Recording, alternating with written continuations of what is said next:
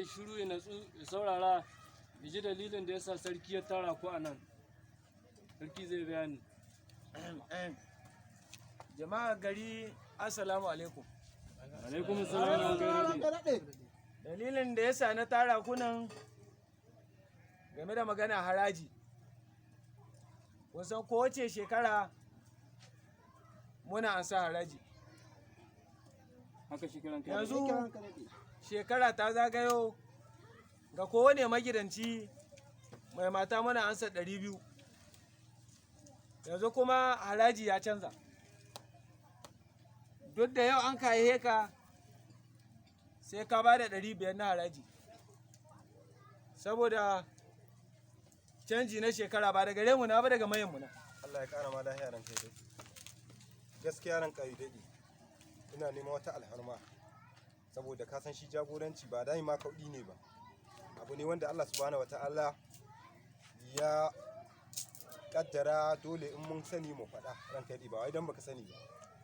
Inda hali ran kai a tausaya ma jama'an nan da ake mulki. A tausaya musu. Abin ga da an kasa yayi yawa ran kai dai.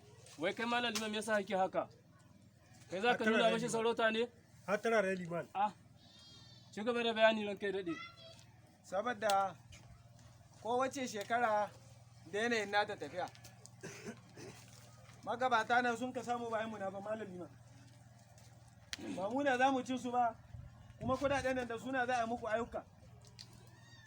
Su za mu tattara mu kai ma shugabanninmu, kuma akwai na gaba da mu. Bayan mu bana, malami ma.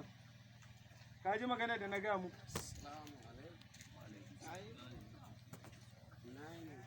Hello. Barka dai. Yau wasan da kokari. Sannu kokari. Sannu ba. Sannu da kokari. Sannu ki fa. Sannu ba. Idan ki yafi karfin ki. Amna rere Kana rere ran kai rade. Amna rere ran kai. Ƙarya ki kuje.